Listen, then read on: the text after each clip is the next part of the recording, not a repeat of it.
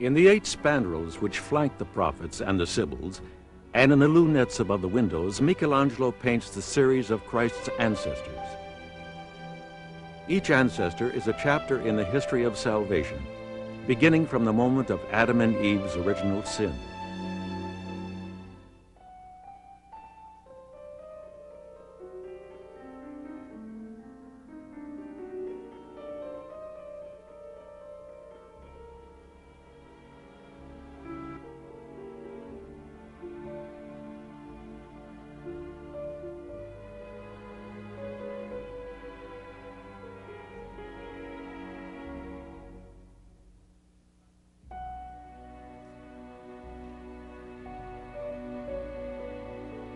What is most impressive about these figures is their facial expressions, their haunted looks and attitudes of despondency. All this is in contrast to the virile energy and hence the certitude of the prophets.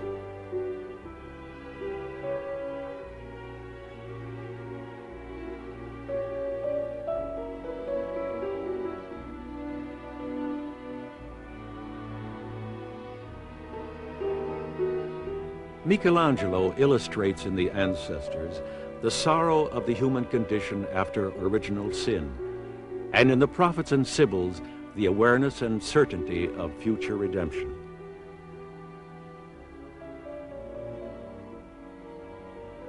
In the pendentives of the vault, the artist paints 4 particularly significant moments in the history of Israel. These, realized in the corners of the vault, are the links with the walls below and the themes that they express. The punishment of Haman, the bronze serpent, the stories of Judith and Holofernes and of David and Goliath, which both the New Testament and the Fathers of the Church interpreted as prefigurations of the Messiah, are signs of the continual presence of God in the life of his people and the renewal of his promises.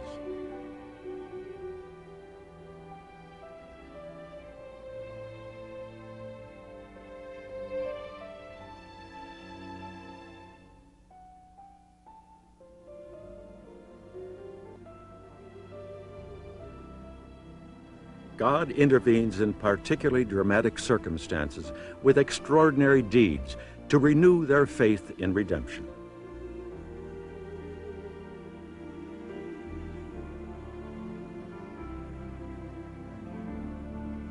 With this work, the Sistine Chapel seemed to have assumed its logical and definitive composition. The whole history of salvation is told here. In fact, with Michelangelo, this history was given a more complete interpretation and ends by coinciding with the course of the human adventure itself.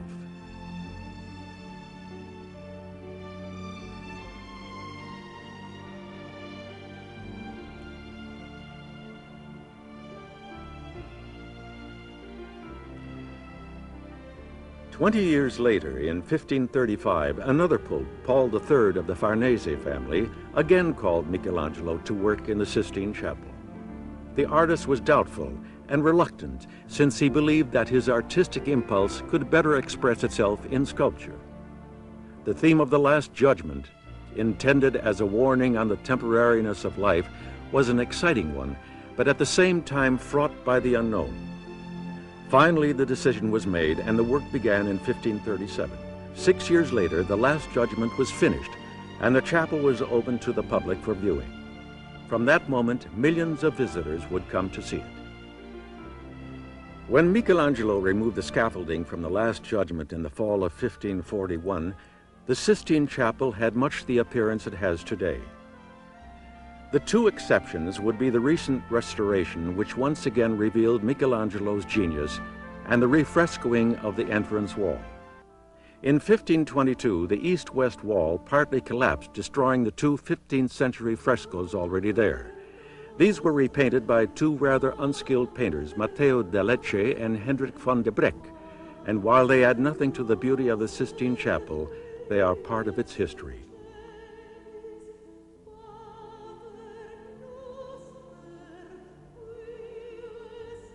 In the Last Judgment, Michelangelo revealed himself once again as a man of great culture and learning.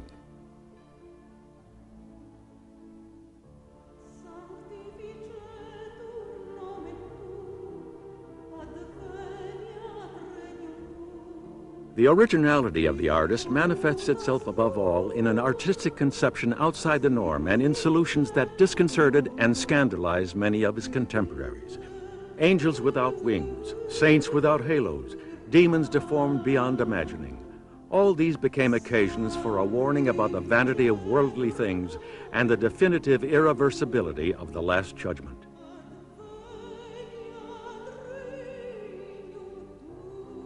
The fresco, in its totality, gives the impression of an immense void in which a mysterious whirlwind causes an irresistible movement to the bodies.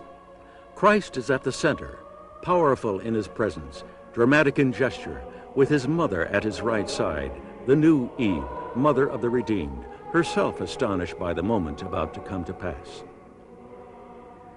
Christ's body, notwithstanding the signs of the Passion, does not appear humiliated, but in the full strength of the resurrection, by force of which he has freed the world from sin and death.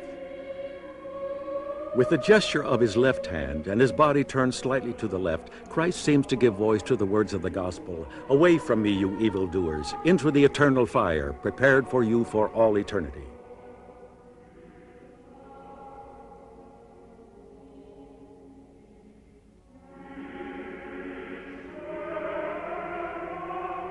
The right hand, lifted in a sign of welcome, is turned to the just, who are taken up as in a spiral that draws them on high. By these gestures of command, all is set in motion as if by two opposing whirlwinds. The first involves the saints who encounter the central figure of Christ. The second is a fluctuating movement, taking within it angels and damned, demons and the resurrected.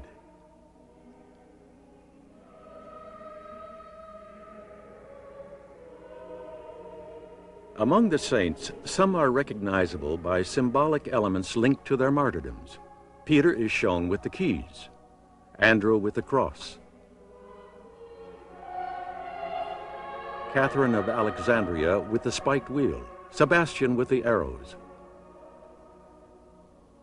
Of special note is the representation of the Apostle Bartholomew, portrayed with a knife in one hand, while with the other he holds up a human skin.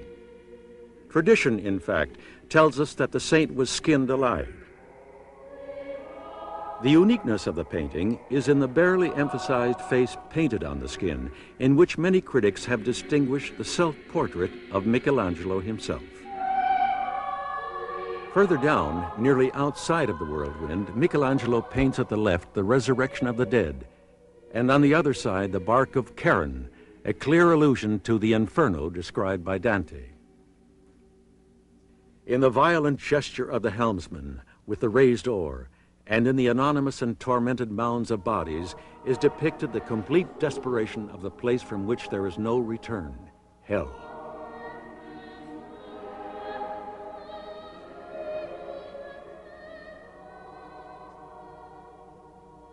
It is the moment of truth in which all things are manifest in all their true nature.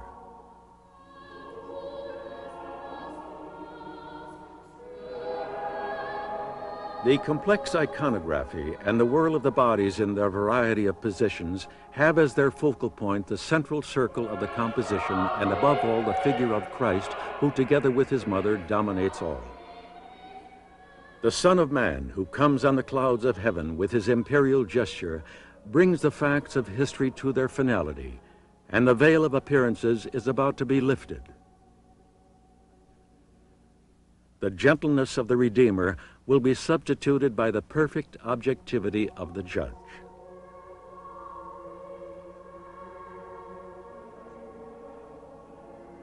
And yet Michaele Angelo, despite the apparent evidence, remains strongly linked to the virtue of hope.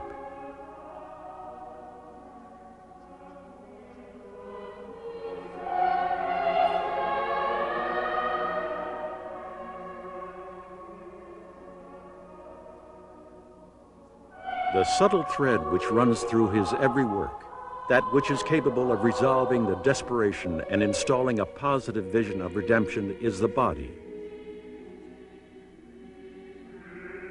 In his full and vigorous way of representing the body, Michelangelo has concentrated the theological sense of the Incarnation which St. John the Evangelist synthesizes in the central passage of the prologue to his Gospel, "The Word of God was made flesh and dwelt among us."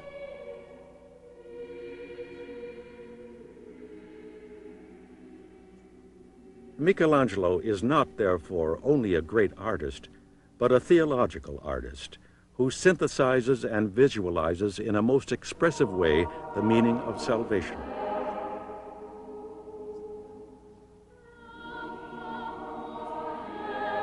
The body becomes the interpretive and manifested figure of hope.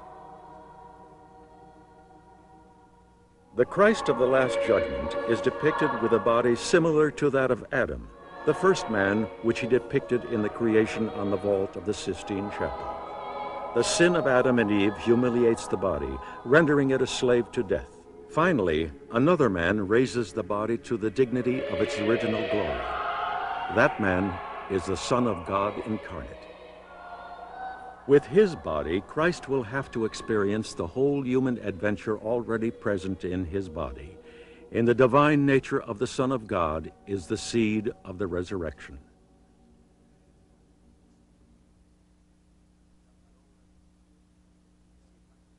The history of humanity finds its point of salvation in the human nature of Jesus Christ, whose body is the manifested sign.